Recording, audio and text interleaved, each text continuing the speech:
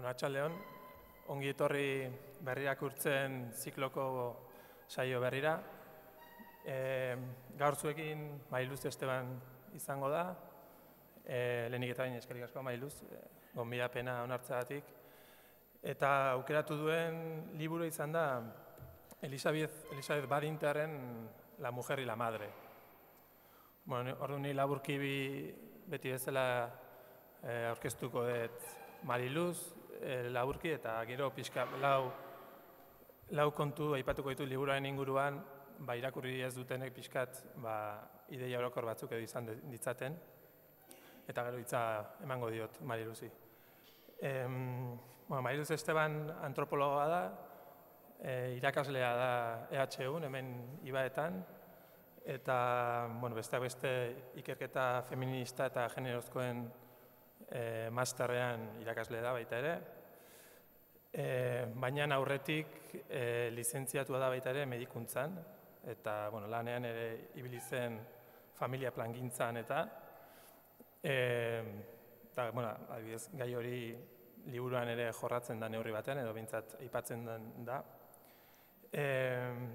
Eta, gero bere publikazioetan, publikazio asko ditu, baina azken urteetan koak aipatzearen, kritika del pensamiento amoroso, Bellaterra editorialak argitaratu zuena, 2011an, saiakera nahiko mardul bat, maitasunen ideen inguruan, eta azkeneko lana ez da saiakera bat, baizik eta sormenezko lan bat, poesia liburu bat, Amaren heriotzak libreago egin ninduen izenekoa, eta iaz argitaratu zuena Pamiela Etxeak.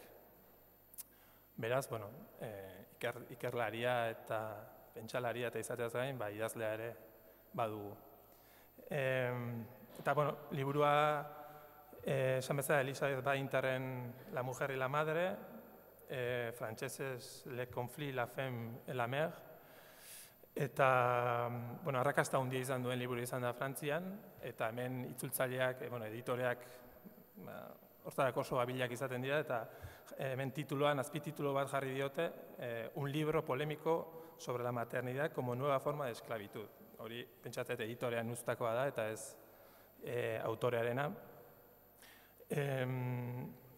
Eta, ja titulotik ikusten den bezala, jorratzen dituen gaia dira, emakumetasuna eta amatasuna, bien arteko erlazioa, gaur egungo ikuspegiak zeintzu diren, edo zein den gaur egun batez ere, saiatzen da kritikatzen edo bere ustez gaur egun nagusi den Mendebaldean, ez eta berak ere ikuspuntu frantziarretik idazten duen, baina Mendebaldean zeintzu diren amatasunaren printzipio edo ideologia nagusia edo nagusitzen ari dena, ez? Eta tira, honekin gehiago luzatu gabe, bukatu horretik, irakurriko dizuet Mariluz Estebanen poema bat, ari da datorrelako, liburuan jorratzen diren gaietako ugari, horietako batzuk edo behintzat ageri direlako, eta honekin hitza emango diot Mariluzi. Poemak Hurbil izena du. Eta, Hurbil izena du eta poema bat da, baina oso poema narratiboa da eta historiotxo bat esan ezako iaia kontatzen duela. Hurbil, Telebistaren aurrean dira etxeko egongelan, pantailaren pare, film bati lotuak beren mundu propioan, ama semearen zilborrestearen berrasmaketan. Oraingoan western bat da, Buffalo Girls, gizon arte batean kementsu eta libre bizitzen saiatzen diren bi emakumeen adiskidetasuna eta abenturak kontagai. Haietako bat, Calamity Jane izenekoak, haurdun gelditu eta utzi egindu alabatxoa umerik gabeko senar-emazte baten etxean. Ama batek ez du inoiz bere umea abandonatzen, hots egin du derrepentean semeak. Hori ezinezkoa da. Bere bila itzuliko da, ikusiko duzu ama. Baina ez da itzuli. Eta negarrari ekin dio, malko begiz hasieran, negar zotinez ondoren. Bere besoetan hartu eta alabaren onerako egin duela hasi da argudiatzen ama. Ez duela maite, maitasuna ez dela beti nahikoa. Ama horren bizimodua ez doala bat, ume baten beharrekin. Umeak begiratu dio, betilun, eta haserrea eta bertigoa irakurri dizkio begi lausotuetan. Ni ez naiz joango, esan dio berehala amak. Ni ez naiz joango, errepikatu dio. Nik ez dut sekula alde egingo. Baina badaki, bere adin txikian, segundo batez bada ere, jakin duela eta espero du ahaztu ere egin duela, pelikulako protagonista bezala, bere ama ere badela bere burua edozeren aurretik jarri ohi duen hoietakoa.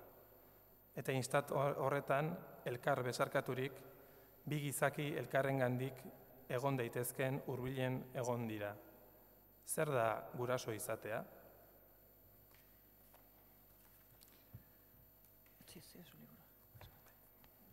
Bueno, eskerrik asko Beñat eta Joni gonbidapenagatik, eta egia esan Beñatek deitu zidanean, hasieran esan nion, zer egiten do nik hor idazleen artean, gero pentsatu nuen eta esan nuen, bueno, igual liburu honek merezi du, ezta? Dakizuenez, edo, bueno, nik espero dut hemen, zenbatek irakurri dute liburua, hemen? Bueno, badaude batzuk, posten naz. Nik haule, lehen aldiz irakurri nuen duela 3 urte, nire Maripaz Diaz, nire lagun batek beti erregalatzen dizki liburuak, eta gaur aipatuko ditudan 2 berak erregalatu zizkidan, ezta? Orduan, erregalatu zidan, asko gustatu zitzaidan, eta, bueno, gustu handiz irakurri nuen, zenik irakurria nuen bebai beste liburu bat, egile berarena, Existe el amor maternal izenburuarekin argitaratua izan zena, 81 batean, hemen, osea, aspaldi. Baita amatasunaren gaiari buruz, eta, bueno, bestea da pizkat historikoagoa, hau pizka bat gaur egongo, ezta. 3 urte hauetan nik asko aholkatu dut liburua, bai unibertsitatean eta bai unibertsitatetik kanpo, nik esango nuke dela liburu funtsesko bat, ni nahiko ados nator egilearen tesiekin, baina hala ere iruditzen zait eztabaidarako ematen duela, eta, bueno, edozeinentzat baliagarria dela, ezta. Amatasunaren gaia esango nuke oso garrantzitsua dela, oso eztabaidatsua, baina, nola esan, gehiago eztabaidatzen da, esango nuke kuadriletan edo lagunen artean, eta ez hainbeste publikoki, esango nuke. Eta horrek eskatzen nau. Hain justu esango nuke, amatasunaren inguruko ahots publikoa doala liburu honen kontra. Bai feminismo barruan, eta bai feminismotik kanpo, ahots publikoa esan nahi dut entzuten dana, ezta? Eta, bueno, ni horrek eskatzen nau. Iruditzen zait gainera, esango dut aurretik, jarrera honetan gaudenok, garela errespetuosoak edo errespetuosoegiak, akaso, dino faltsuki errespetuosoak, jarrera horrekin ez datozenekin. Eta orduan hor sortzen da pizkar perversio bat, zer entzuten dan eta zer ez. Bano aurrerat ikusiko duzu ezertaz ari naizen, ezta? Asko hitz egiten da amatasunaz gure gizartean, oso gutxi hitz egiten da gurasotasunaz, eta oso gutxi hitz egiten da bebai aitatasunaz. Horregatik hemen badakite zaudeten batzuk aita zaretela, niri gustatuko litzaidake bebai gizonen ahotsa entzun, ze oso gutxi ere entzuten da, ez da, gizonen ahotsa zentzu horretan. Nik jarraitu dut pizka bat liburuaren ordena, baina egingo ditut 4 zati. Lehenengoa, bitzengo dut amatasunaren ambivalentziez eta amatasunaren maskaradaz, nik deitzen dudan amatasunaren maskaradaz. Bigarren partean itxeingo dut erasoaldi naturalistaz, berak aipatzen duen hitza da, amatasun ekologikoaz eta edoskitzearen bultzadaz, esnearen guda deitzen du badinterrek. 3. atala izango da amatasunaren garrantzia euskal gizartean edo matriarkatuaren teoriaren ajeez, lotuko ditudalako pizka matriarkatuaren teoria edo teoriaren ajeak eta esnearen guda edo amatasunaren diskurso hau, eta 4. eta amaierakoa amak emakumeen kontra, feminismo barruan ere bai, eta non daude aitak, horrekin bukatu nahi dut. Nik pasarte batzuk ere irakurriko ditut, ulertuko duzuen nik egiten dudala liburuaren irakurketa interesatua, hartu ditut niretzako interesgarrienak diren, edo eztabaidarako ematen dutenak nire ustez. Lehenengoarekin hasiko dut amatasunaren ambivalentziak eta amatasunaren maskara da. Eta hasiko nazain justu aurreko liburuaren pasarte batekin. Histoire de l'amour maternel, 1981 argitaraturikoa. Eta, itzulpen libre egin dut nik, eta horrela esaten zuen Badinterrek. Aitortu behar da, hemen jokabideek ez dutela ezer instintutik.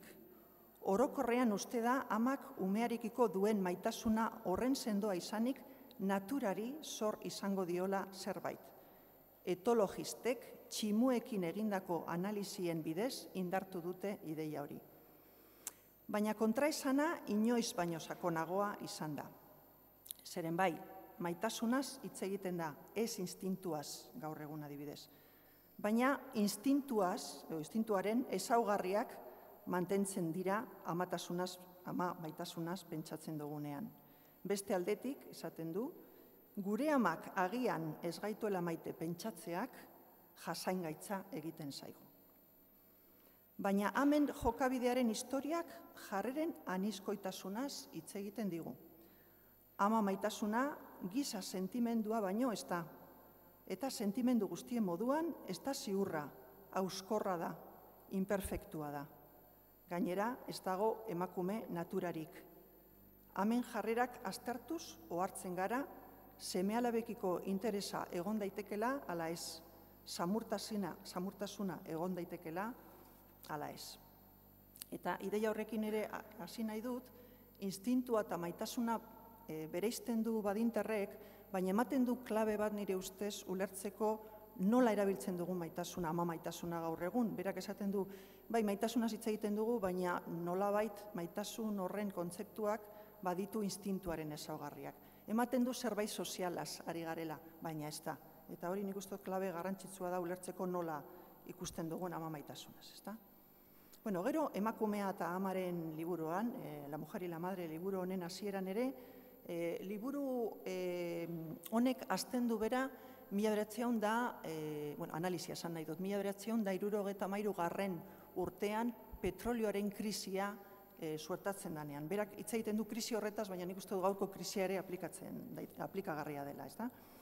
Berak esaten du, 60. hamarkadatik hona aldaketa batzuk eman direla, interesgarriak. Batetik, ugalketa kontrolatzeko bitartekoen eta beste eskubideen lorpena emakumeentzako, eta horiek emakumei askatasuna. Ekarri digu, ezta? Askatasuna gehi gizonen eta emakumeen arteko lanaren banaketa zuzena posiblea zela pentsatzea. Bi gauza horiekin hasten da. Baina gero esaten du, 3 motako krisiak eman dira. Krisi ekonomikoa, berdintasunaren krisia eta identidadearen krisia. Krisi ekonomikoa, ez da azaldu behar, ez da? Berak esaten du, eragozpen handia izan da, eta izaten ari da, zeren testu inguru horretan emakume asko etxean sartu diran, edo enplegu txarragoak, edo, dakiguna, ez da? Berdintasunaren krisia, hau ere ulergarria da. Soldaten ezberdintasuna eta zaintzaren banaketa sexuala jarraitzen du, edo areagotu egiten da. Identidadearen krisia da niri gehien gustatu zaidana, edo ez dugu hainbeste pentsatzen honetaz. Berak esaten du, emakumen aukera berdintasunaz pentsatzen hasi ginen, baina emakumen aukera berdintasunaz pentsatzeak apurtzen du gizon eta emakumeen arteko diferentziak eta identidade banatuen aukeraz. Eta horrek sortu du krisi bat esaten du, emakumeengan behintzat. Hain justu, berak esaten du, amatasunaren diskurtso berriek egin dutena da berriro bueltatzeak akotsen artean identidade posible bat emakumei. Emakumea eta amaren identidade hori bat eginez, ezta? Hori lotu da, esaten du berak, ekologismoaren eta humanismoaren izenean sortu diren diskurtsoetaz, gero hitz egingo dut apur bat honetaz, eta amatasuna eta zoriontasunarekiko lotura horrekin, ezta? Hori lotuta gelditu da, ematen du hola dela, ezta? Zertarako aldatu gauzak, esaten du berak, emakumeak zoriontsuak badira umeak zaintzen eta umeak maitatzen, ze behar daukagu ezer aldatzeko, ezta? Hala ere, pizkata hasiera nago, testuinguru guztiak ez dira berdinak, Beñatek esan duen bezala berak Frantziari buruz hitz egiten du asko, baina ikerketak ematen ditu Frantziakoak eta Estatu Batuetakoak, nik uste orokorrean gauza asko baliagarriak dira guretzako. Eta galdera batzuk egiten ditu. Zergatik ekartzen dituzte emakumeek umeak mondura, zergatik ekarri nahi dituzte umeak mondura.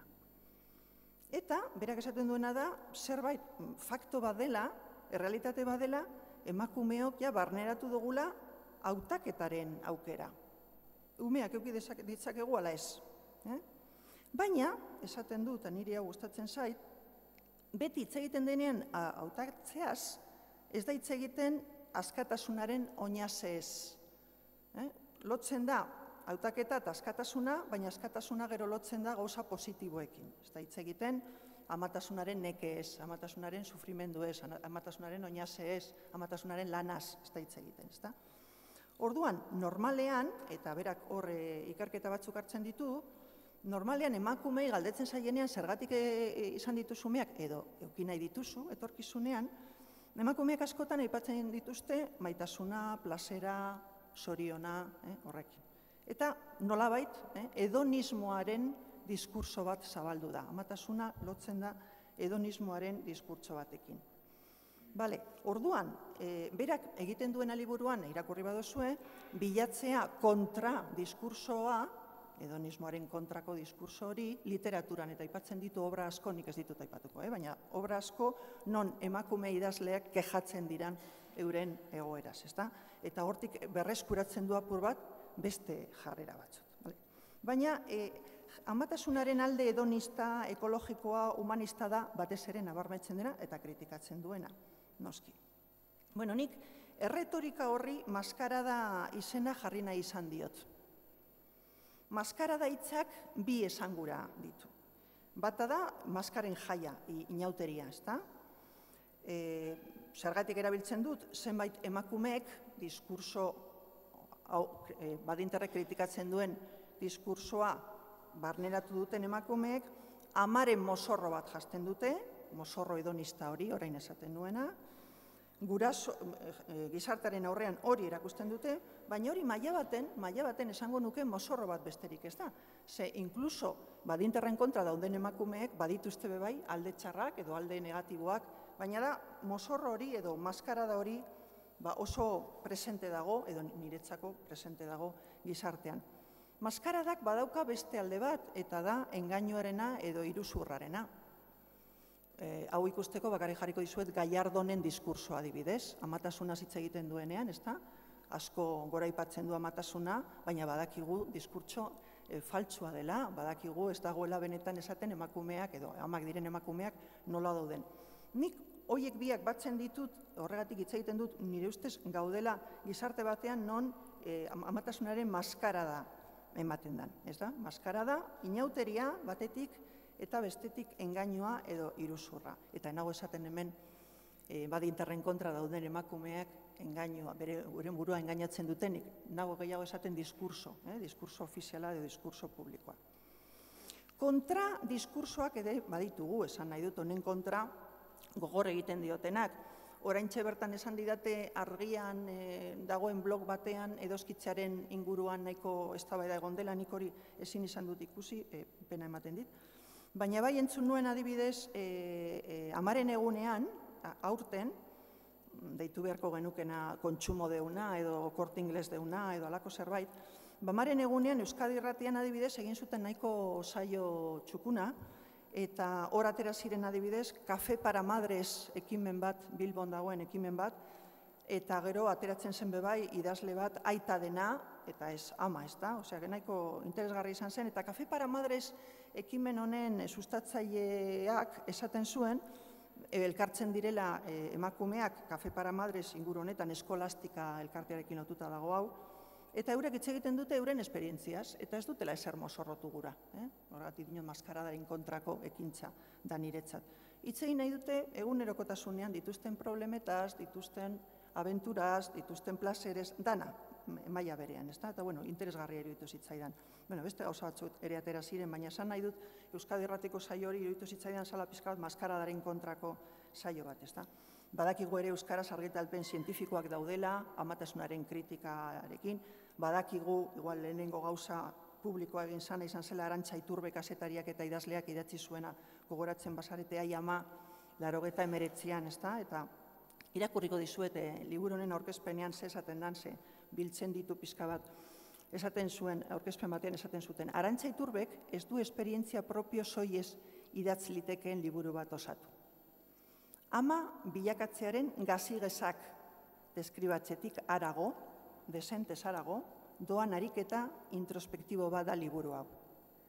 Zalantzatik segurtasun ezara, beldurretik izura, espantutik haienera, maitasunetik maitasunera.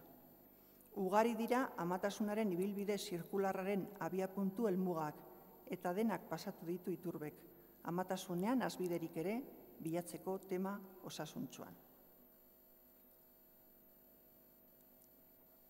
Idurrezki Isabel kazetariak ere askotan idazten du gai honetaz, Berriako zutabean, badaude diskurtsoak, nago esaten ez dagoenik ezer Euskal Herrian, baina esango nuke diskurtso ofiziala dala hori, maskara da hori lehen deitu dodan, ezta? Bueno, beste lerro bat proposatu nahi nuena hitzaldian da, Badinterrek esaten duen gauza bat nire ustez oso interesgarria, eta da, gauza bada diskurso ofiziala, hegemonikoa, nagusia, eta beste gauza bada emakumeek egiten ari garena, emakumeek pentsatzen duguna, orokorrean esan nahi dut. Eta hor berak asko azpimarratzen du, eta nik uste dut Euskal Herrian ere aplikagarria dela, emakumeen artean aniztasuna handia dagoela gai honetan. Hori berreskuratu nahi dut, ze hori iruditzen zaitu oso importante, ezta? Berak aipatzen du adibidez, Estatu Batuetan egindako ikerketa batean, begiratu dela pizka bat emakumeek ama, tasuna eta lana, edo enplegua eta nola uztartzen duten. Eta hor ikusi da, bueno, ez dakigu kopuruak hemen berdinak izango ziren, baina esaten du, 20% edo, emakumeen 20%ak, etxean zentraturiko emakumeak lirateke. Emakume hauek, umeak eta familia bizitzaren erdigunean edukiko lituzkete. 20%, gutxi gora bera, oso zentratua etxean eta familia. Beste 20%, lanean zentraturiko emakumeak lirateke. Seme-alabak izan ala ez, baina inbertsio handia egin dute lanean, enpleguan, eta hor daude kokatuta. Eta beste guztiak, 60% gutxi gora bera, osea, atala handiagoa, familia eta lana konbinatzen dituzten emakumeak dira. Lan egin nahi dute, baina enpleguan guztiz inplikatuta egon barik. Hor, pizka bat erdigunean egongo lirateke. Eztabaidarako utziko dugu hemen ere, antzera izango zen, akaso bai, ezta? Edozein kasutan behin da berriro, esan dudanez, emakumeen arteko diferentziak azpimarratzen ditu Badinterrek. Eta gizonetaz, gero bukatuko dutenez, ze dakigu gizonetaz, gizonek eta aitatasuna, gizonek enplegua eta seme-alabak, ez dago ez ikerketarik, ez daturik, behintzat Badinterrek ez ditu ematen eta nik ere ez ditut ikusi, ezta? Bale, lehenengo atala horrela utziko du. Bigarren atala, esnearen guda, ezta? Erasoaldi naturalista, amatasun ekologikoa eta edoskitzearen bultzada. Badinterrek esaten du erasoaldi naturalistan gaudela. Nik ez dakit inoiz, esan nahi dut, esan ez bezala egon zen, gero esan egon, eta berriro naturalismoak ez da, inbaditu gaitu edo. Nik ez dakit hori inoiz, egia esan naturalismoak hartu dituela diskurso berriak hori bai. Bueno, naturalismoan nik uste dut hemen gaudenok badakigula zertaz ari garen, izango zen, 19. mendean sortzen den tresna ideologiko bat oso potentea, gaur arte heltzen dana eta gu guztiok erabiltzen duguna askotan, eta da, orden sozial berri bat sortzen ari dena, gizarte burgesa, kapitalista, koloniala, hierarkikoa, desiguala, hori justifikatzen da orden naturala bailitzen. Hori da, ezta? Emakumeen kasuan, baina bai, homosexualen kasuan, edo, beste kolektibo askoren kasuan. Bueno, orduan, Badinterrek hitz egiten duenean honetaz, eta nola sartu da nain errez, nola sartu diren nain errez diskurtso hauek, begiratzen die pizka bat emakumen belaunaldiei, lehen Jonek aipatzen zuena, eske hau oso interesgarria da. Berak esaten du, diskurso honen, Estatu Batuetan, sortzen den diskurso honen oinarrian dagoela ama feminista, edo feminismoaren aldeko ama, izan duten alabak ez daudela ados ama feminista edo feminismoaren aldeko ama horiek euki dituzten burrukekin edo helburuekin. Nolabait esaten du berak, ez daude argituta ama feministak eta alaba horien arteko kontuak, ez daude argituta. Eta emakumeen belaunaldi berriek gogoz heldu diote naturalismoari. Gurean ere bai, esango nuke. galdera izango zen neska hauena. Zergatik bihurtu lehentasuna, enplegua edo bizitza publikoa, arazoak besterik ez badizkigu ekartzen. Non daude enplegu edo bizitza publikoaren onurak? Non daude? Buelta gaitezen guk egiten dakigunera. Ulertzen duzue? Eta gatazka horretaz, nik uste dut, oso interesantea da liburuan, ze horretaz oso gutxitze egin dugu hemen bebai, amatasunari dagokionez edo beste gauza batzui dagokionez. Belaunaldien arteko talkak edo nola justifikatzen dituzten kasu honetan naturalismora bueltatzeak. Edozein kasutan Badinterrek esaten du naturalisten eta kulturalisten arteko gerra hor dagoela. Oraindik ez dakigula zer gertatuko dan. Ez dakigu zer gertatuko dan. Ez dakigu hasiko den edo ez naturalismoa. Baliteke baietz, ezta? Eta naturalismo, pixka bat esplikatzeko, esaten du, gaur egungo ama ona da, ama ekologikoa.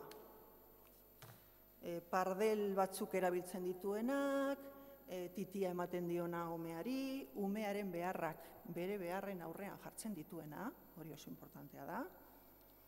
Erditzeko teknika naturalak nahi dituena, medikuntzaren aurrean mesfidantza handia dagoelako, hori dana, nik uste dut badakizue zertaz ari naizen, ezta? Pasio ekologikoa deitzen dio berak, gustatzen zait, pasio ekologikoa. Eta, bakarrik utziko dut galdera bat, ze badakit hau, ni pizka bat jartzen naiz alde batean, eta ez nuke gura hemen ere orain alde batean jartzea, ze iruditzen zait ekologistek defenditzen dituzten hainbat gauza oso importanteak dira, ezta? Baina, bakarrik utziko du galdera bat, eske beti hitz egiten du ekologiaz, amatasunari edo emakumei dagokienez, gileroko ez dakiz zer, baina nik ez dut inoiz entzuten zenba denbora iraun beharko zuten gure ordenagailuek ekologikoak izateko, edo mugikor bat ze maiztasunez aldatu behar da edo ez ekologikoak izateko, edo kotxeak edo bizikletak edo. Ulertzen dozue?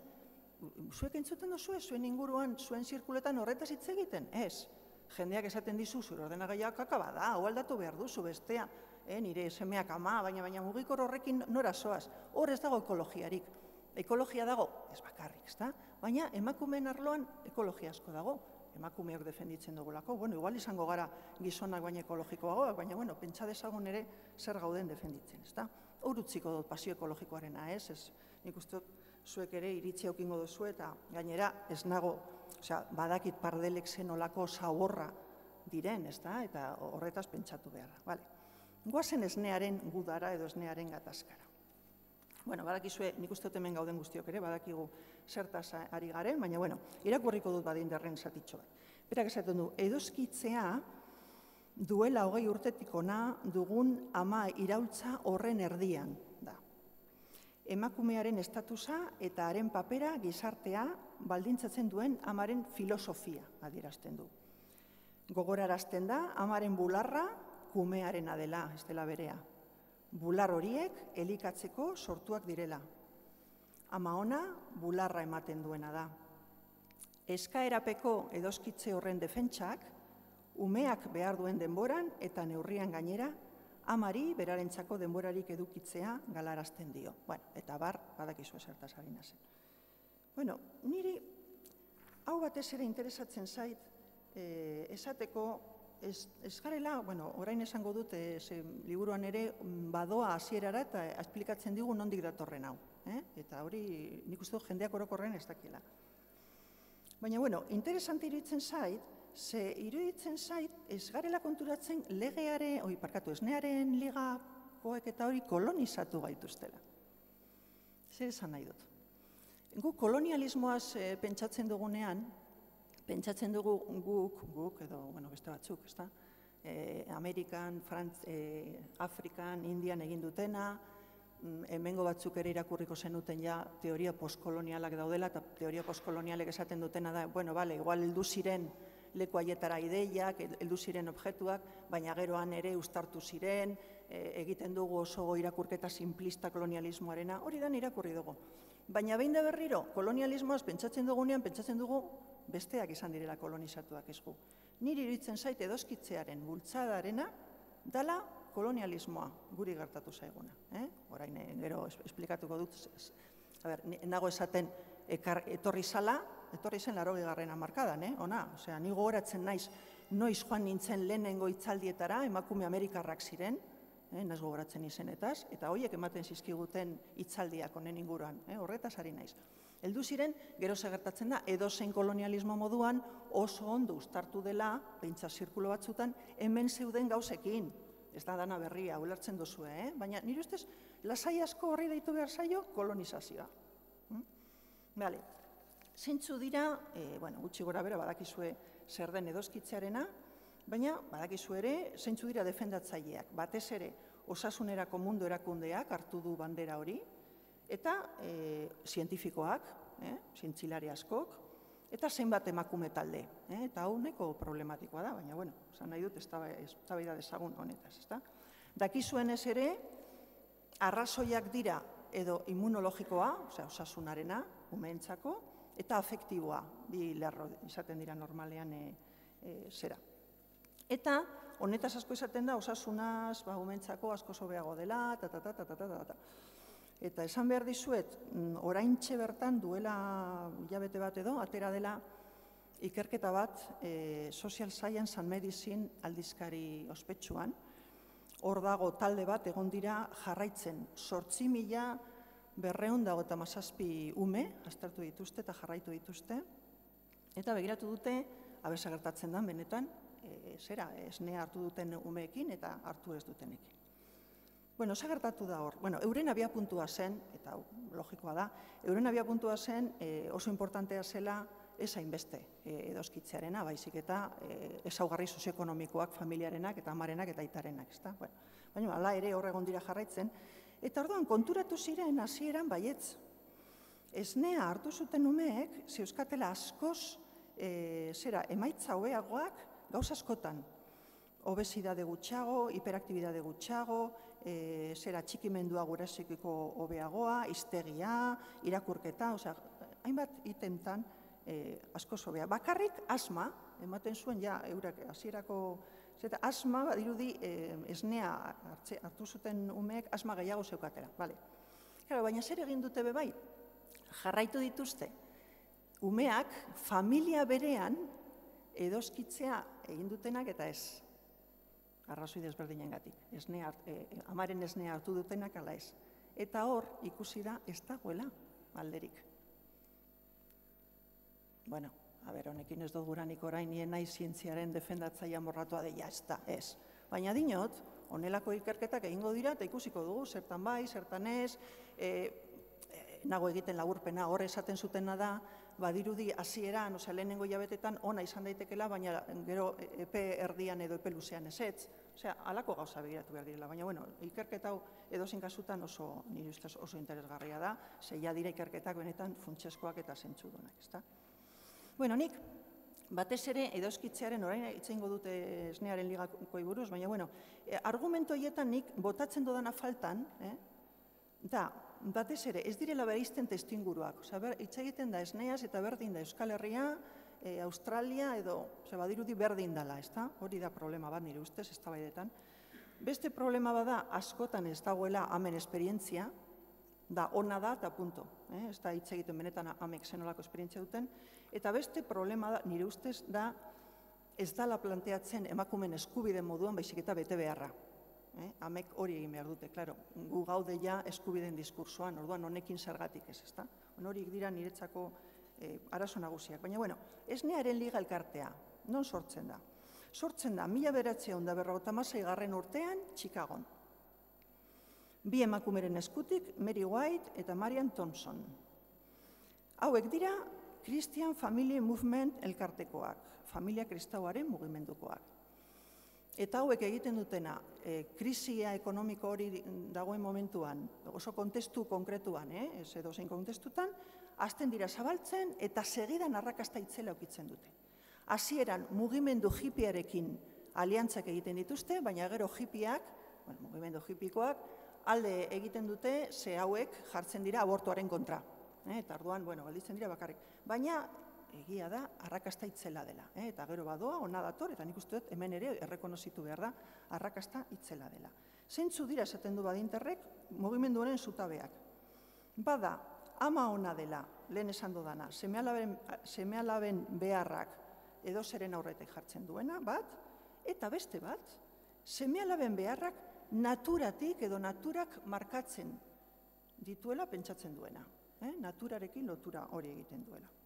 Bueno, nik ez dakit ados egongo zareten alabez, baina nik pentsatzen dut, gu kolonizatuak izan garela kontu honekin, eta orduan, esan nahi dut, kolonizatuen jarrera hartu beharko genukela, defenditzeko, ez defenditzeko, eta alakoak. Bitartean zer egiten dute emakumeek? Emakumeek denetarik egiten dute. Begiratzen baditugu datuak, orokorrean, erditu eta gero emakume gehienak hasten dira bularra emoten. Baina hor, gero noiz utzi, denetari dago, eta batzuk usten dute lehenengo hilean, beste batzuk bigarren hilean, beste batzuk bigarren urtean, berdin dit. Baina esan nahi dut, aniztasun handia dago, baina badintarrek esaten du, eta niri ondo iruditzen zait, erresistentzia kontzeptu hori feminismoan hainbeste gustatzen zaiguna, emakumeek daudela edoskitzearen bultzada honi erresistentzia isila egiten. Esaten, bueno, zuek esango duzuen nahi duzuna, baina ni bigarren hilean ja utziko dut, edo nahi dana, Osea, esan nahi dut erresistentzia isilez hitz egiten du. Eta niri iruditzen zait hau interesgarria dela, ez da? Ez galtzeko biztatik emakumeak. Bueno, orduan, esaten nuen, 3. atalera pasatuko naiz. Amatasunaren garrantzia euskal gizartean, matriarkatuaren teoriaren ajeak. Ez dakit zenbatzen arrakasta, diskurtso hauen arrakasta adibidez edoskitzearena norainokoa den. Ez dakit. Baina esango nuke arrakasta auki badu zirkulo batzutan, dala bebai guk hemen Euskal Herrian matriarkatuaren teoria oraindik ere digeritu gabe daukagulako. Esan nahi dut, ez dizuet kontatuko horre matriarkatuaren teoria, ze suposatzen dut zerbait badakizuela, ezta?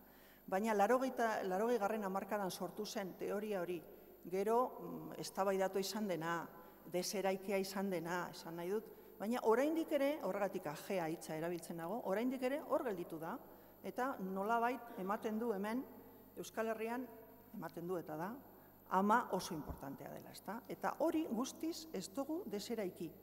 Ez dugu, hor gaude, baina ez dugu, zaila da. Horretaz zera, ikertu dutenak, baina ja Mujer Baska, Imagen y Realidad, Teresa del Valle eta bere lantaldeak egin zutenean, ja orain duela urte asko, esaten zuten, klaro, nazionalismo historikoak garrantzia handia eman dio hemen amatasunari, tradizioarekin eta erlijioarekin lotua, ezta? Ama sendoa, antolatzailea, seme-alaben behatzailea, tradizioen eta moral baten zaindaria, kendu hitz batzuk eta jarri beste batzuk eta berdin da, ama sendoa, antolatzailea, seme-alaben behatzailea. Eta, klaro, hauek esaten dute, egile hauek esaten dute, bai, ezkerreko nazionalismoan hori jakina lehundu zen, tradizioarena eta erlijioarena lehundu zen edo alde batera utzi zen. Baina familietan emakumeek duten papera nabarmentzen jarraitu dugu. Hori hor jarraitzen dugu, ezta? Gainera, iruditzen zait batzutan emakume ere beldurra ematen digula kentzea gehiegi amatasuna hortik, azkenean igual zerekin gelditzen gara Euskal Herrian. Nalako zerbait dago, ez dakit, hori gero eztabaidatuko dugu, ezta? Euskal emakumea gaur egun oraindik euskal ama da, maila baten, gaztea edo sarra, baina euskal ama da, ezta? Eta, bueno, ez dauka denbora eta ez da momentu orain begiratzeko bestelako ikerketak egin direnak, baina, bueno, badakigu ere Mertxe Ugalde, Miren Jonak eta beste batzuk aztertu dituzte PNV-en eta hor sortu diren amatasunaren aldeko diskursoak, baina emakumeek bebai ze kontra egin dioten horri eta oso gauza interesgarria daude eta oso ez ezagunak, ezta? Baina gaur egun ere, eta jarriko dizuet adibide, gaurko adibide bat, gaur egun ere amatasunare kriston garrantzia. Presoekin adibidez, ez dakit gogoratzen zareten, baina igaz Donostiako askegunearen fenomeno gure euki genuen jakina, gogoratzen zarete, segiko 8 partaide preso, eta bat, Naikari Otaegi, 2 seme-alaba zituen, gogoratzen zarete, bere kasua berezia zen, ze gartzelara joan behar zuen berriro 4 urte eta pik usteot egitera, 2 seme-alaba zituen, bata usteot 3 urtekoa gelditzen zan aitarekin, baina txikia eraman behar zuen berarekin, eta bueno, nahiko kanpaina handia egin zen, eta bueno, ondo ez nago kontra jakina. Baina jakin genuen beste presoek seme-alabak zituzten ala ez? Eta bazituzten. Ez, bakarrik hitz egin zen Naikari Otaegiren semeez, Naikari Otaegiren esperientziaz Ni gogoratzen naiz, orduan, bilguneko neska batzuk adibidez oso haserre zeudela honekin. Baina nik ez dakit publikoki haserre hori erakutsi zen, klaro. Azkegunea, ertzaintza eta hasiko zara, aizue, amatasunaren diskurso hau, beti harrapatzen gaitu alakoetan, ez da? Baina ni badakit, ni jaso nuen haserre hori, eta pentsatu nuen, ze ondo haserretzen direla behintzat, ez da? Tratamendu horrekin, tratamendu desberdin horrekin, ez da? Horregatik esaten dut, maskarada eta matriarkatuaren teoriaren aje horiekin hor gaude. Oraindik hor gaude nire ustez. Bueno, ja, banoa amaierara. Amak emakumeen kontra, eta non daude aitak. Grazia egiten dit, ze nik esan dizuet hau aholkatzen dudala asko, eta aholkatzen dudanean esaten dut. Oso ondo irakurri, ze Badinterrek esaten du feminismoan, badaudela amak eta emakumeen kontra. Eta gero orain irakurri dudanean, ez da hori, nik asmatu dut. Hitz egiten du amak eta emakumeen arteko zera tirabirak, baina ez feminismoaz, baina nire iruditzen zait oso aplikagarria dela feminismoaz. Bueno, Maripaz Díaz, nire lagun honek erregalatu zidan, Badinterrena erregalatu zidan, bebai bat, las madres contra las mujeres, patriarcado y maternidad en el mundo árabe. 1983koa, osea nahiko aspaldikoa. Egilea da Camille Lacoste Dujardin. Eta egiten du lan, ikerketa gizarte magrebtarretan, ezta? Oso labur kontatuko dizuet berak ze topatu zuen. Berak esaten duena da, gizarte magrebtarretan amek dutela leku importantea, simbolikoki eta materiala. Eta hori ikusten dela batez ere, seme nagusia, eskontzen denean amek dutelako paper oso importantea. Orduan, berak esaten du, gizarte horietan, gizarte horien erdian, sistema horien erdian dago bai ugalkortasuna eta bai aman papera. Oso erdian dago. Gizonezkoak menderatzaileak dira eta emakumeak ambivalente. Ugalkortasunari dagokionez, amatasunari dagokionez papera daukie, baina bestela emakume moduan oso menderatuak, ezta? Emakumeen sexualitatea asko kontrolatzen da, afektibotasuna oso bideratuta, gizonen eta emakume mundua oso separatua, eta emakumek duten aukera bakarrik boterera heltzeko edo zerbait egiteko da amatasuna. Bi eredu nagusi esaten du bera daudelaan, emakume eta gizonentzat. Emakumeentzat da ama ezer baino lehen. Eta sementzat, edo gizonentzat, semeak ezer baino lehen. Berak gehitzen duena da, konturatu dela, ze berak astratzen du kaso bat nahiko interesgarria, emakume bat Frantziara doana etorkin, oso emakume feminista, baina bere semearen eskontza antolatu behar duenean, bueltatzen da pizka bat bere kulturara, eta desibiltzen da pizka bat bere feminismo guztia, eta kasu horretatik abiatzen da. Orduan, berak esaten duena da, amatasuna o emakumeen kontra doa. Emakumeen eskubide orokorren kontra, eta argudiatzen du, sinistu behar didazue, baina argudiatzen du, ezta? Orduan, nik hau irakurri nuenean, eta orain berriro begiratu dut honekin, esan dut, eta gurean? Beti pentsatzen du hori gertatzen dela Afrikan edo gertatzen dela, baina gurean ez dago zerbait, ja gaur egun amak emakumeen kontrako zerbait ez dago.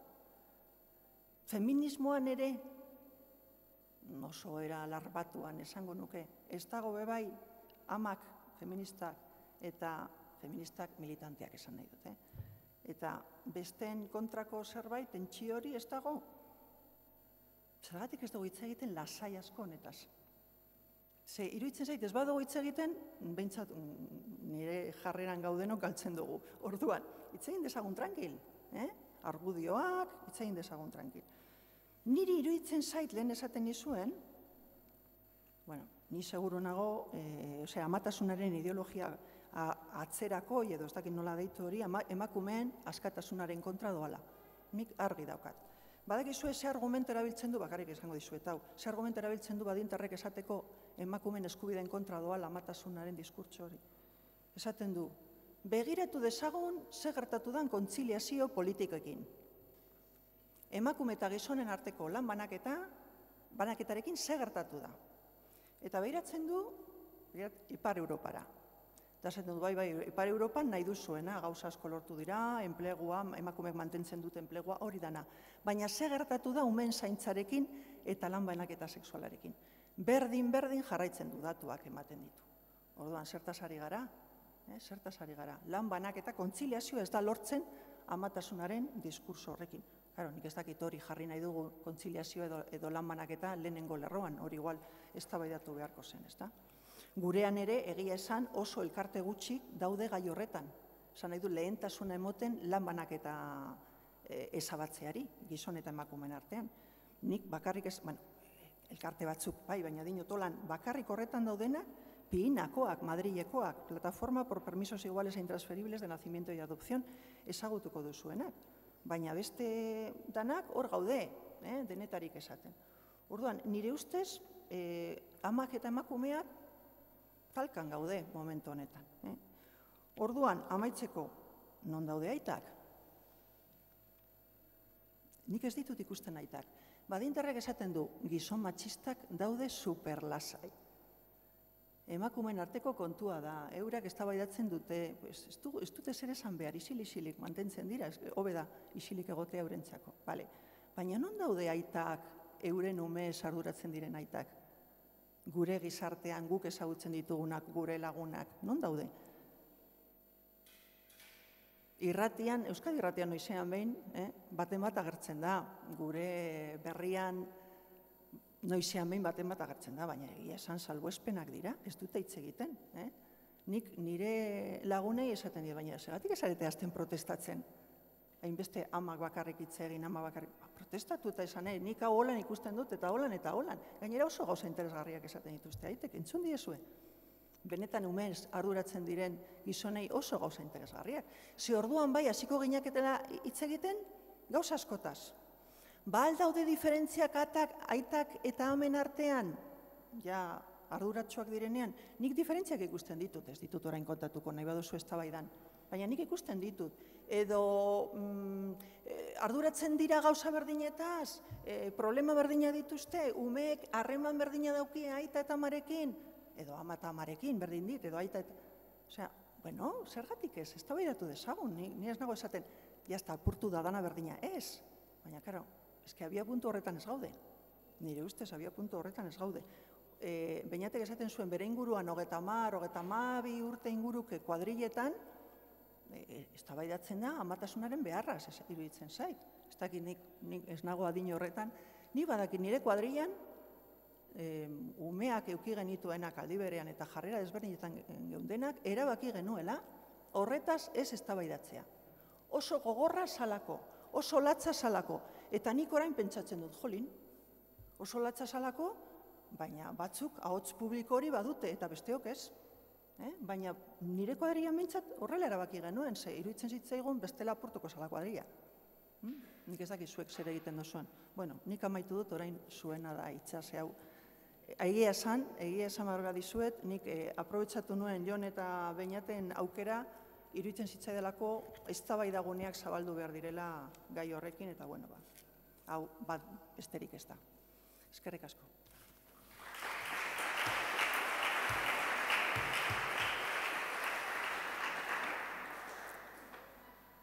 Bueno, eskerrik asko, Mariluz.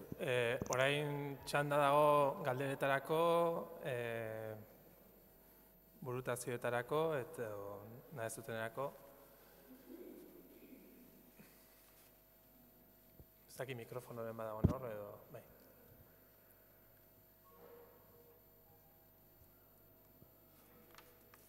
Lehenengo izaten da zaiena, lehenengo egiten badegu, ja...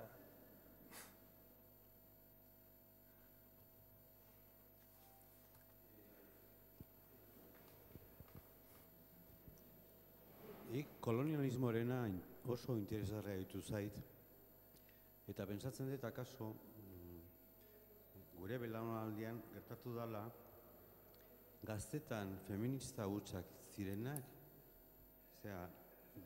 amatasunen aldekoaren aldaketa izugarri hori bizitzea. Feministaren alabarik izan gabe, belaunaldi berdinean bizi gehala hori. Eta hori bai dela kolonialismoaren ezaugarri bat. Bestetan ere kolonializatutak izan. Kolonialismo izan dugu bestetan, ideologikoa ez, batzutan tresnak eman dizkigute pentsatzeko, baina kasu honetan egiten duzun irakurketa Ikaragarria oso ona irutu zait. Horrekin bai gelditzen naiz, mila esker. Zan galdera,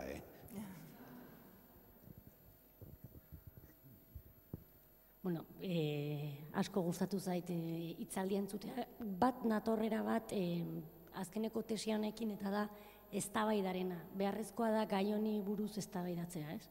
Nik bi gauza erreskatatu ditut eztabaidarako ea ber iruditzen zaizkizu, baina batetik gustatuko litzaidak esatea, nire ustez amatasunaren ideia dagoela feminismoaren oinarrian.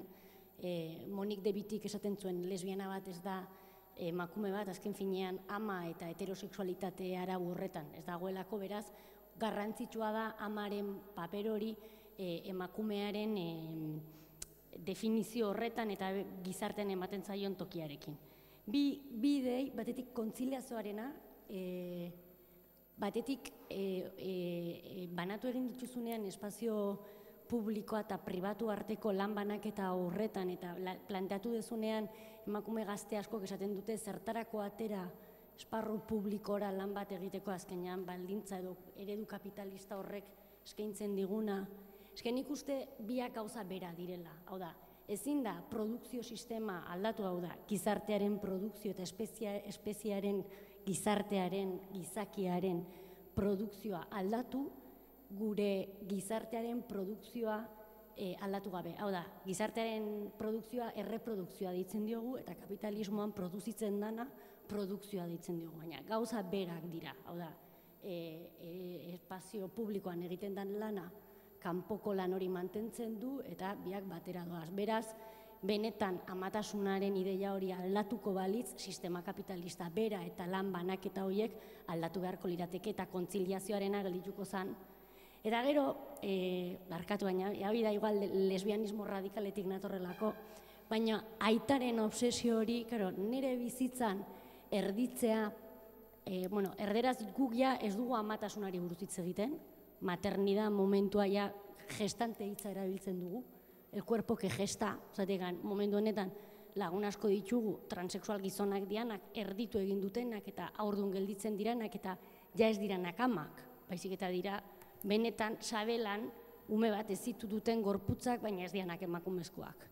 Eta gero gure kontestuan adibidez, aitaren figura, nik ez dut ezagutzen.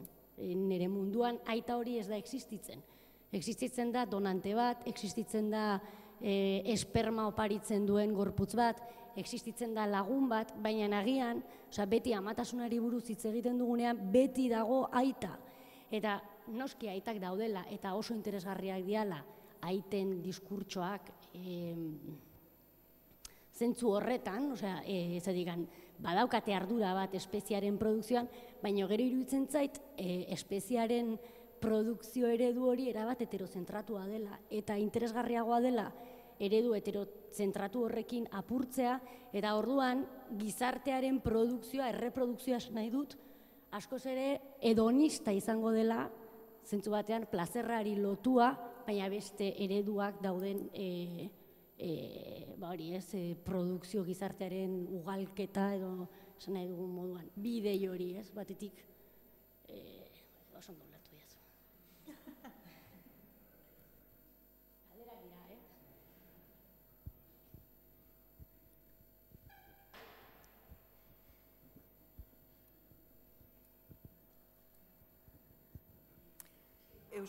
Euskeraz oso ondo daukagu guraso hitzarekin, ez da? Baina orduan horrekin guraso zara berdin da sexua, generoa edo nahi dana.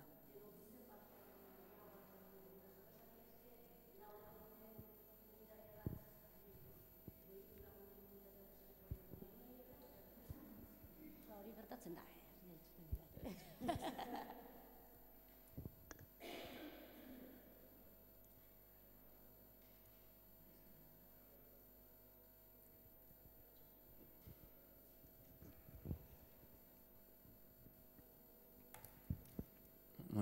Badago, uste liburuan gauza asko irekita uste ditula badinterrek. Askoz gehiago beste eredu baten alternatiba bat sortzeko baino egiten duna da desmontatu gaur egun naturalismoaren aitzakipen saltzen den amatasunaren diskurso bat. Baina badago kontzeptu bat erabiltzen duna, eta akaso interesgarria dana garatzekoa, eta da amatasun imperfektoa edo erabiltzen du beha kontzeptu bezala, eta ondo ingo litzake iguala salduko bazenu edo zer dan, momentu batean bai zertzelada bat eman dezu 120 bere amatasuna 100 garatzera edo eta etxean babestera jotzen dula, beste 120ak bere garapen profesionala edo bera kontzeptu hori erabiltzen du edo bere garapen publikoa zentzu batean karrera profesionalaren bidez edo garatzen duela, eta beste 160 dela azkenean biak uztartu nahi dituena eta ahal moduan bizidana, azkenean ama perfektuaren ideal hori ere batzutan traizionatuz, eta gero liburuan aipatzen duen beste kontua da baita bere buruarekin gaizki sentituz edo bere autoestima kaltetuz, batzutan edo. Bai, hor nik uste dut erabiltzen dituela asko, horregatik esaten nuen literaturako zera referentziak. Nik nengoen betxe, zeberak aipatzen ditu asko Frantziako literaturako referentziak, baina ni nengoen bentsatzen hemen, ez dakinik euskaraz, desde luego, asko ez dago, ez da? Arantxa Iturberena da holan. Eta gazteleraz ere, ez dakinik asko dauden, bueno, badaude, baina esan nahi dut, ez dakit holan bestsellerrak izan direnak esan nahi dut, orain naiz gogoratzen. A ber, ama perfektua ez perfektua edo ama ona eta txarra, ez da? Ez que igual ama, ez dakit nola esan, nik batzutan idatzi dut ama txarraren alde, ez da, egon behar garela, esan nahi dut, ez dago ama perfektua. Orduan, hain justu, Kafe para Madres eta lako ekimenak niri interesatzen zaizkit, direlako emakumeak ausartzen direnak hitz egitera benetan gertatzen zaizkien gauzataz mozorrotu gabe, ez da, maskara jarri gabe. Baina, bueno, hori interesatzen zait, baina niri interesatu zait benetan liburuan ikustea, osea, berak ze garrantzia ematen dion anistasunari, ze agian bere tesiekin ados gaudenok edo desmontatu nahi dugunak naturalismoa, gehiago egin dugu, edo gehiago egiten dugu diskurso horien kontra, ezta? Eta agian egin beharko genukena da gehiago pentsatu zer egin emakumeen anistasunarekin, osea, emakumeak erresistentzia isiloiekin, ezta? Eta horretaz esango nuke politikoki gutxi pentsatu dela, ezta? Osea, resistitzen gaude, baina, osea, gehiago okurritzen zaigu diskurso, kontradiskurso bat. Baina ez hainbeste, bueno, lagundu emakumeak, ez daudenak jarrera horretan lagundu, eta, bueno, ikusiko dugu zagertatzen den, ez da, ze diskurso hori eske oso potentea da, ze dauki zientzia, edo zientziaren parte handi bat, euren alde, Eliza, euren alde, politiko askoren zera jarrera, orduan oso zaila da kontra egitea, ez da. Honetan igual egin beharko genuke, sartu behar dut gai bat, ez naiz joango hortik, baina, bueno, batzutan Euskal Herriaz eta batzuk esaten dutena, hainbeste begiratu gabe Frantziari edo Espainiari egin dezagun gurea eta ikusiko dugu, ez da, bueno, amatasunaren gaian, iruditzen zait hori egin behar dugula, egin dezagun gurea, egin ditzagun gure alternatiba desberdinak, ze alternatiba asko egon daitezke, eta, bueno, ikusiko dugu gero diskurtso horiekin, ez da. Orduan, ama perfektua ez perfektua, eske existitzen da, ama perfektua, edo ama ona. Nik, klaro, ez dudan ez emango izena esan dezaket, nire kuadrillako bat zena, ama perfektu horietako bat, ba, bueno, azkenean bukatu zuen, ekzema handi batekin, garai hartan egiten zuelako pardelak eta eskuz garbitu. Ez dut gure erridikulizatzea, baina dinot, berak pentsatzen zuen, orduan egiten zuen, eta momentu batean, ba, bueno, ekzema batzuk, ez da, lako disidrosis bat, gauza simple bat, baina, bueno, nahiko mingarria, eta orduan, klaro, bestea ja, gelditu ginen, orain zer esan behar diogu, ba, lasai, eman ukendua, ez da, ezer gertatzen, osea, esan nahi dut, ja batzutan gorputzak ere hitz egiten du, ez da, alakoetan. Bueno, ez dakit, nik uste dut batez ere eztabaida behar dela, eta mailaren gainean jarrera guztiak, niko, Beñatek irakurri du nire ipuin hori, nik ez nekien irakurri behar zuela, eta nik uste dut batez ere hori lasaitasun osoz hitz egin gure esperientzia honez eta txarrez, eta ez da ezer gertatzen, eta, bueno, nik batzutan txantzatan umeak aurrean daudenean nik esaten du, bueno, babintzat gure umeak gero psikologaren gana joan beharko direnean badakit ez ere esan. Beitu, nire ama olakoa zen, nire aita olakoa zen, ja ematen diogu, ja ez dute psikoanalizi luze bat egin behar badakite, ja euren ama nolakoa zen, ez da. Bueno, barra egiten, ez da.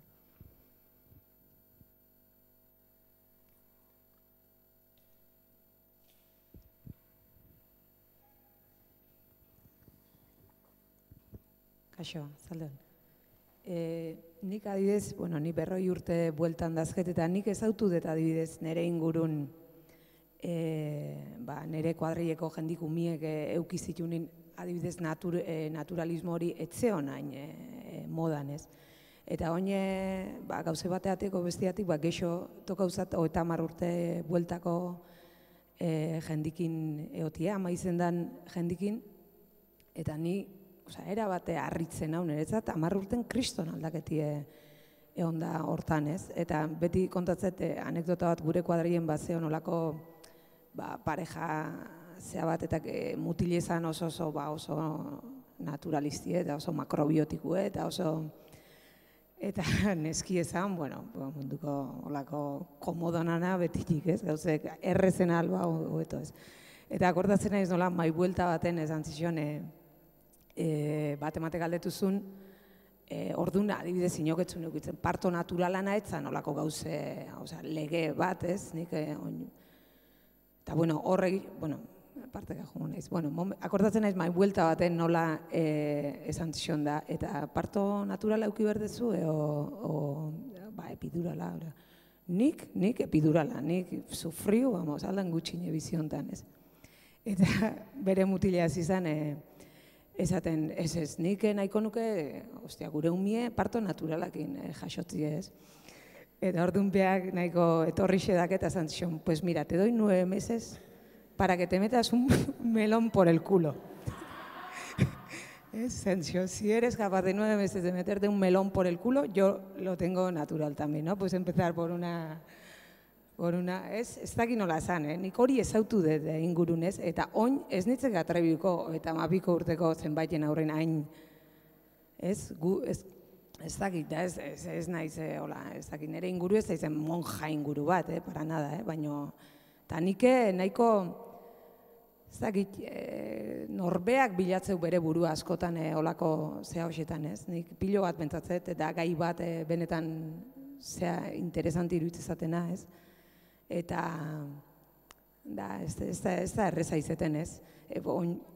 Zua izean horrekin adibidez, badao Facebookeko talde bat, hainbeste teorizau gabe, asoziazion de malas madres. Da, uste pilo bat, mileka daudela, ez? Tipo nina, jo juerga jun, da umie amamakin utzi, eta nire bizi, eta ezagizeta. Ez, eta da, eta oin norbeak ikusi ditu, zure herrixen ikusi zu juerga antipa bat, eta jota dana eman da, eta galdute, burue gorputze dana galdute, eta jode, biumen ama da. Ez da bat errezani asko zea egin haune gaxe da, alde batetik bestea ematen hauna, baina gexen bat horrek emateke atentzixu eta adibidez, baite igual parto naturalin nik ikisi dut, igual egixe dela ospitalan kontu bat zala, ez?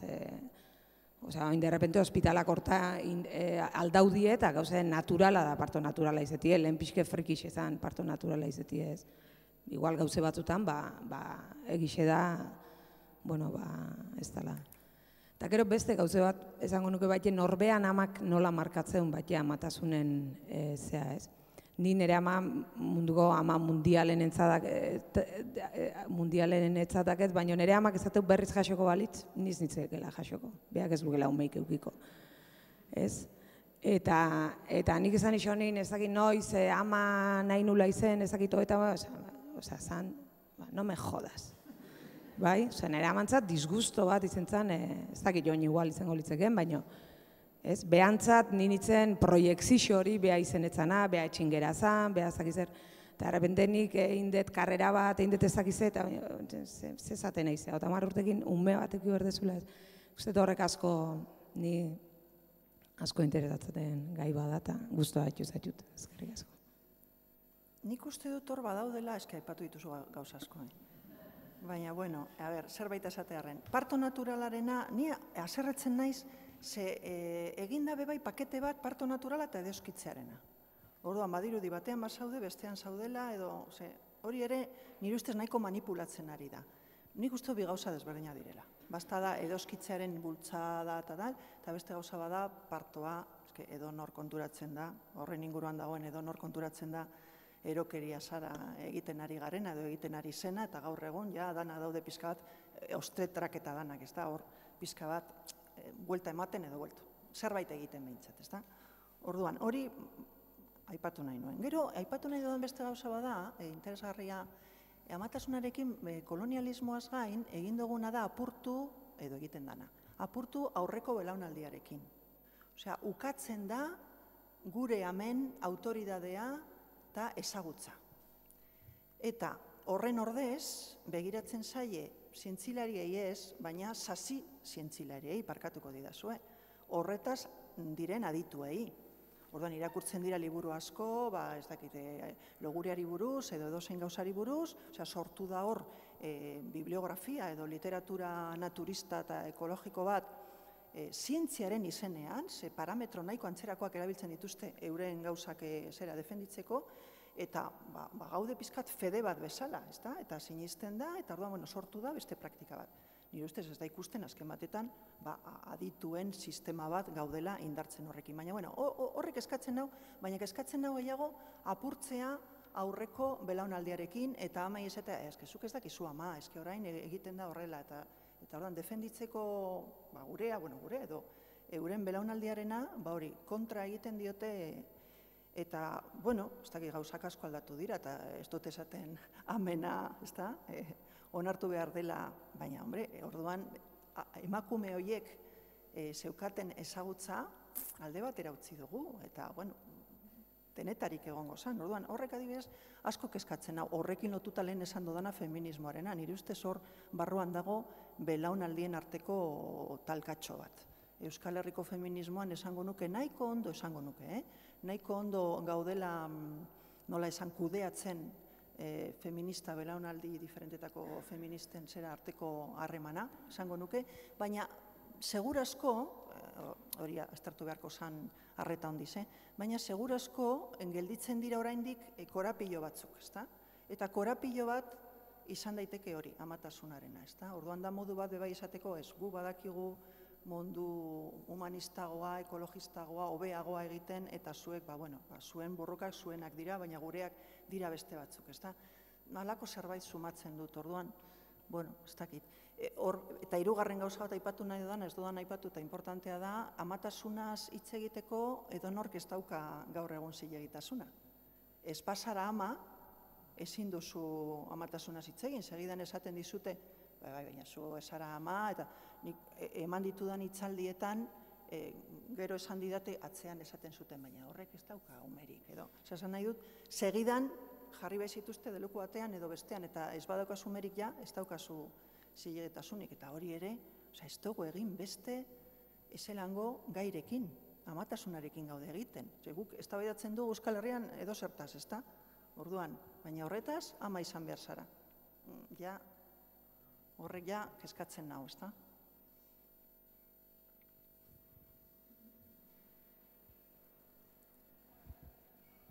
Nik lehen galdetu duzu aitak nun gauden ez, aitak ez, honez pentsatzen eta, ni aitak duela 5 urte izan itzan, eta,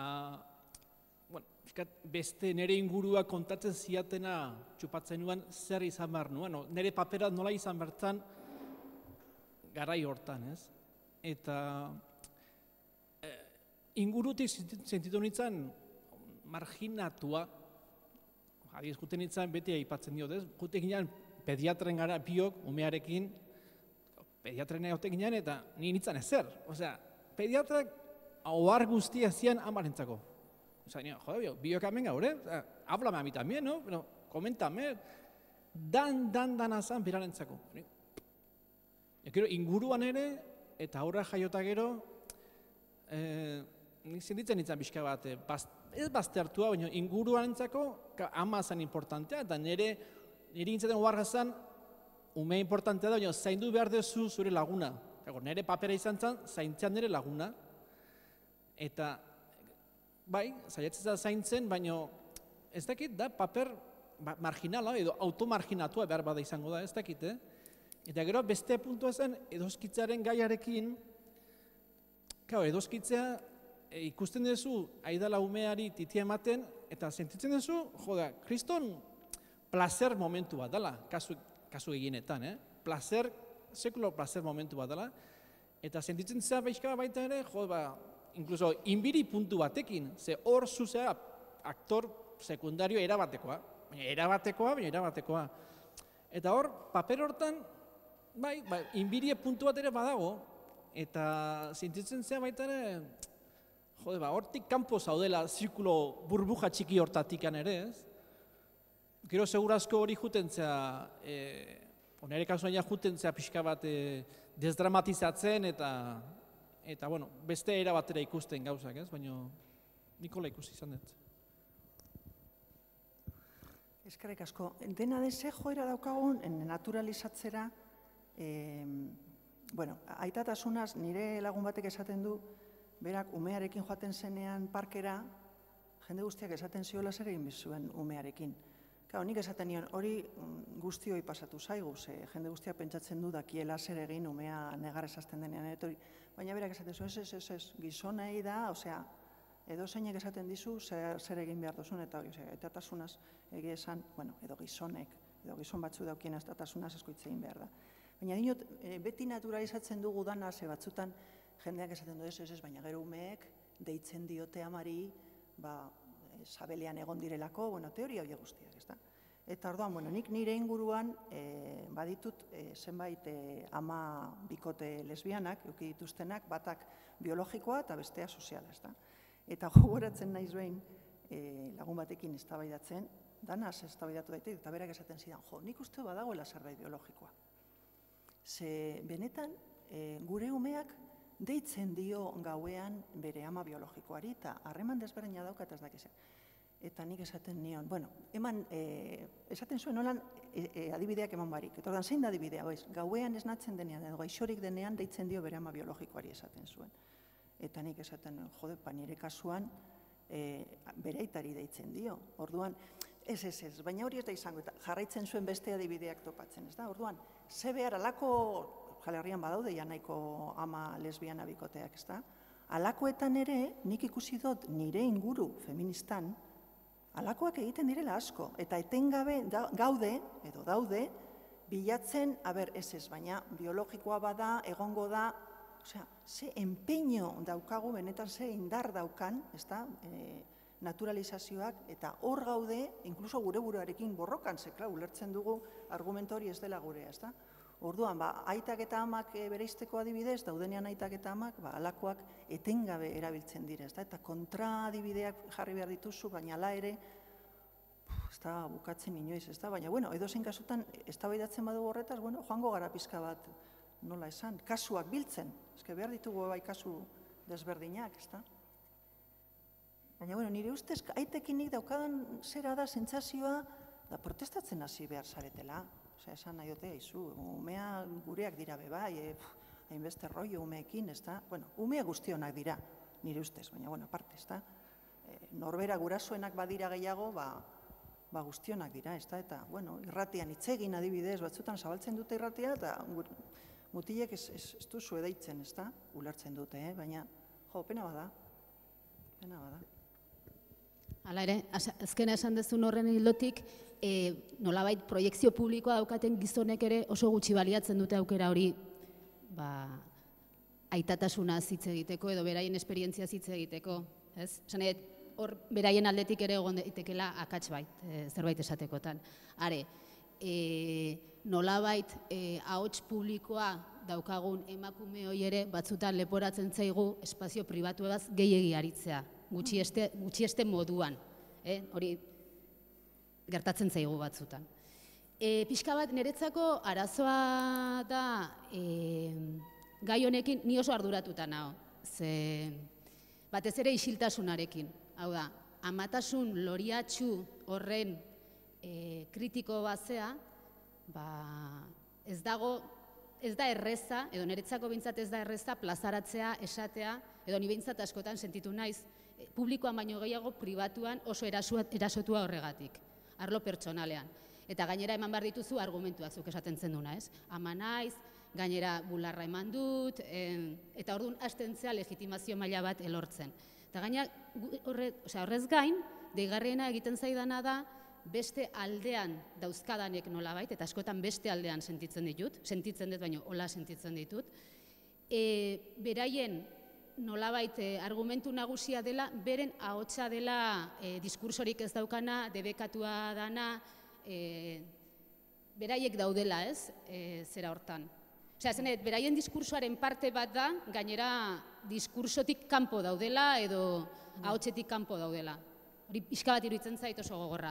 Eta azken puntu bat, Ezker Abertzaleko lehengo iruditeriarekin, azken boladan ze pentsatu asko eman dit, ez? Irudi hori ama militantearena gero eta gehiago sustatzen edo ikusten ari garen zerbait delako. Ziurazki eredu aldaketa bat badagoelako, lehenago gizonena zen militantzia, emakumeona zen zaintza, bisitak egiten genituen, hori guztia ezagutu dugu, badago urrats bat emakumeak militantzian sartzen direna, eta orain ama militantearen irudi hori datorkigu, ez? Eta buruan dabilkidana da, ez daukat oso mamituta, baina badaukat egiten ditola soinu pixka bat, ezote dan militantziarako jauzi hori justifikatzeko modu bat. Militantea gea, baina hala eta guztiz ama gea, ez? Eta Ezker Abertzaleko iruditerian iruditzen zait azken boladan asko dagoen irudi badala. Ez dut ulertzen jauziarena, Idurre. Hau da, leno zaintzara dedikatzen ginen, iritsi da momentu bat nolabait gizonen pare jarri garen, militantzian sartu garen haiekaina, armak hartzeraino, eta nolabait hor egin ahal izan dugun aurreraka da, transgresiozak eta purketa hori nolabait goxotzeko, ezote garen amaren irudi horretan babesten ari ez. Baina, da, azken aldian iruditzen zaidan zerbait. Osea, berriro amaren, gure amaren, matriarkatuaren zera horretan ez.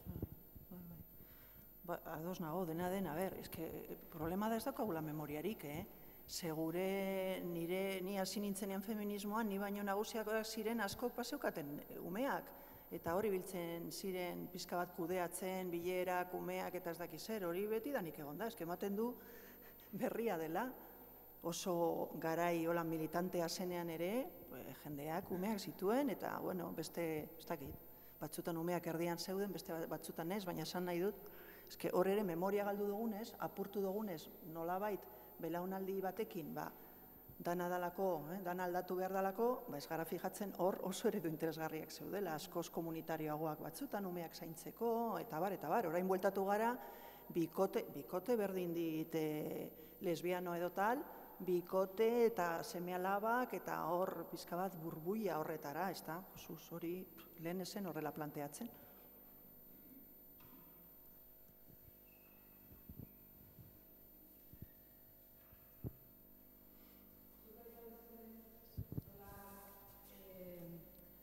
Emakumiek esateun momentu baten nik daketen lana honei gizarte honek eskaintzeiken lana txargei bada, nik zertako junberde lanea, baina badao besti ez, nik benetan urratzen hau nola emakumiek unibertsitateetan itxetxoen zemat neska unibertsitateetan dauden, zemat ingeniero dauden, zemat ez, eta nola emakumiek bere burui mozteson, bere burue mozteun gora isotzeko zeatan amatasuneatik, eta ez da bakarrik, eoteko, ez dakizen lan kutretan eoteko, hortako nire txina humekin baizik, eta nahi horrek adibidez, entendiduet hola esan dezula, lanana hola ipaezula ez, eta gero oso kasu zon hau izen da, nik asko diskutu dut, Soraya de Santa Marian, ez? Tema horrekin, bai, osea, zeinek eta horrek, ez dakit aste betea, ematea juntzan lanea, ez? 2 astea juntzan umie izen eta 2 astea juntzan lanea, ez? Nik sekuleko zeinek eta horrekin du, ez? Eta pixket nik uste lotute da hola bat, ez? Tipa horrek ez dixo bere karrera personalai, 15 ez dizko kendu, ez egin du, bere gizon, ez dakit nola ingon, zate asko inporta, baina ni adibidez lanan zehakin horrek zehakin hau, ez? Azkenin ezate, eta hemen Euskal Herrixen asko ematea, ingenieritzako eskolatan, bai arrasaten, bai izakizet, tipak daude oso onak, aiatzea, 30 urte aiatzeie, eta tipak ez deben Berlineko enpresa batea jun ez dakizeitia, eta handik ez dakinoa, porque nahi debe ama izen, eta, hemen gerako naiz, hemengo direktibako puestotxo bat egikot, ez da txarra, baina zen, eta pixkate nahi hori emakume bezala bada pixkate baite. Bai, nik uste dut hor gauza asko daudela. Ni pena ematen didate eroskiko kajerek, adibidez. Halakoek ematen didate pena. Unibertsitatekoek ez, unibertsitatean nagoelako. Zan nahi dut, badaude lan batzuk, non esaten dozu, emakume hauek edo pertsona hauek nola egiten dute, ez da? Benetan ze hor, batzutan oso zaila da eukitzea harremana umeekin, ja ez nago esaten, zan nahi dut, ordutegiak eta hori. Unibertsitatekoa, luze joko luke honek, baina niri iruditzen zait, EHU nago ni, esan nahi dut lan baldintza orokorrean nahiko onak eta hori, oso posiblea da kombinatzea umeak eta lana. Hemen nik eman nahi dodan datua, ez dut esaten eraginik ez daukanik, baina dinot oso posiblea da. Eta asko erabiltzen da, batzutan ez egiteko lan kolektiboak, bai gizonek eta bai emakumeek, emakumeek erabiltzen dute umeena, baina gizonek ere, osea, zuk ezautzen baduzu gizon bat umeekin, momentu batean erabiliko du ez, eraman behar ditut umeak medikoaren gana, ezin naiz etorri bilerara, gizonek batzutan emakume baino gehiago erabiltzen dute, baina, ez dut gura be, baina datu bat eman nahi nuen, batzutan pentsatzen da emakumeek adibidez maila horretan, unibertsitatean, ez nago orokorrean, ez dakit nola esan, promozioan edo problema dela kontziliazioa. Eta hor, ikerketak egiten ari dira, eta konturatu dira promozioaren roiuan ez dagoela bakarrik kontziliazioa. Askotan dira kultura desberdinak, emakumeek nola ulertzen dugun promozioa eta gizonek orokorrean, nola ulertzen duten promozioa.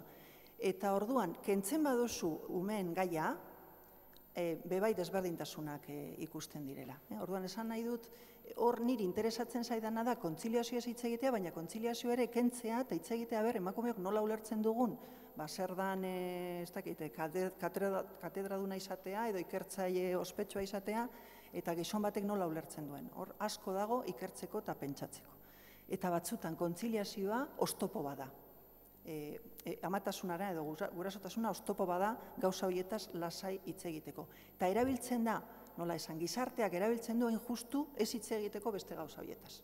Kultura desberdinez ari garela, eta emakume batzutan, beste irizpide batzuk ditugula, sanoagoak bebai batzutan ez beti. Orduan, hori nik uste dut. Eta gero, Soraiarena ninago osasunaren blog batean, osasun feministarena, eta horregon ziren mezu asko eta asko. Bueno, egin zuen bere autua, zergatik ez. Ez esan nahi dut orokorrean. Osea, PPkoa zelako orduan esaten zen, izan zen, oso interesgarriak dira. Carmen Txakon ere, ama izan zenean gogoratzen zarete, oso interesgarria izan zen, ze gainera zen barne ministroa, ezta? Osea, ejertzitoa, defentsakoa, parkatu. Orduan, oso interesgarriak dira, ni normalean horiek biltzen ditut, ze oso onak dira gero eztabaidatzeko eta ikusteko ze hor ateratzen da benetan pentsatzen dozuna, emakumetaz, ametaz.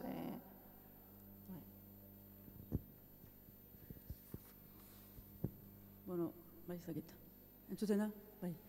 Bueno, mila esker Mariluz, berandu iritsi naiz, eta baino oso interesgarria esan dezuna. Nik irakurrita daukat liburu hori, eta bere garaian orain dela 3 urte irakurri, eta oso interesgarria ditu zitzaidan.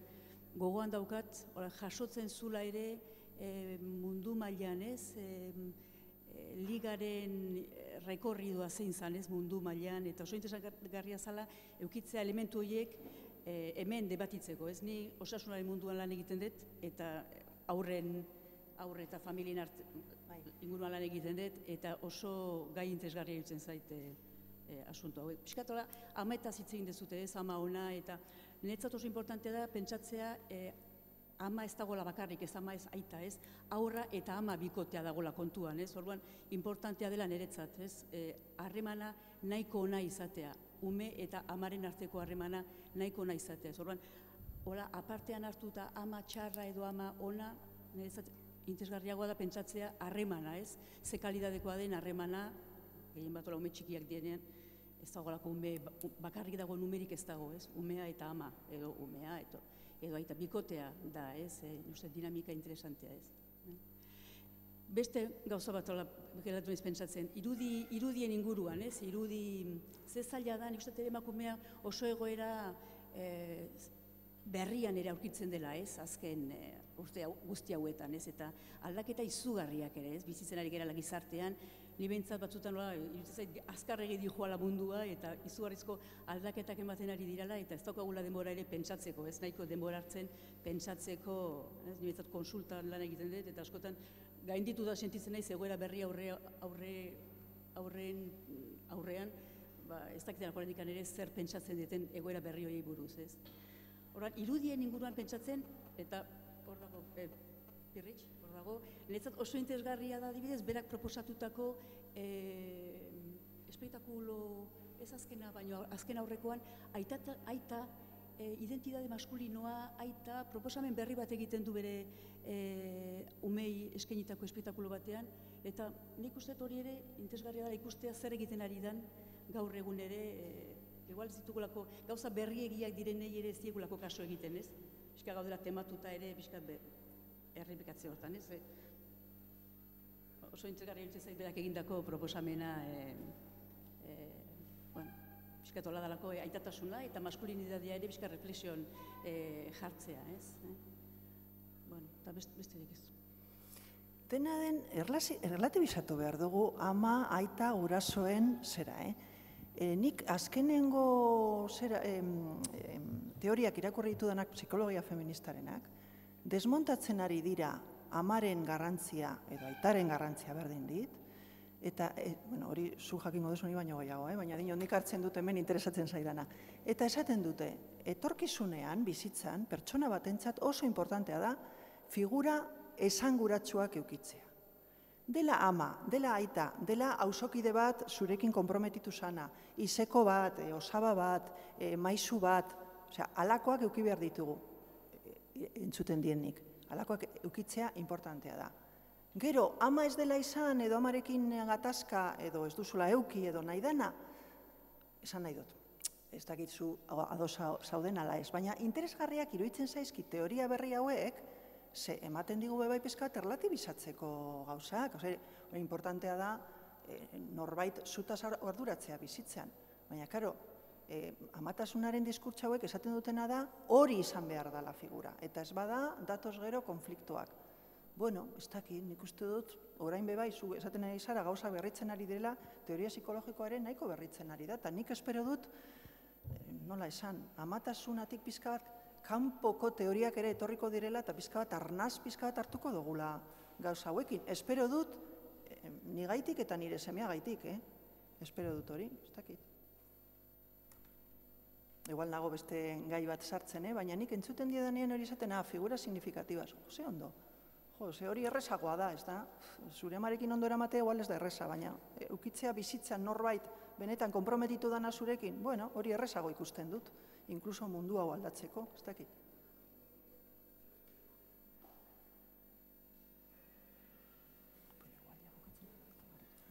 Bai, ez dakit beste galera dagoen, bestela amaitutzat joko dugu.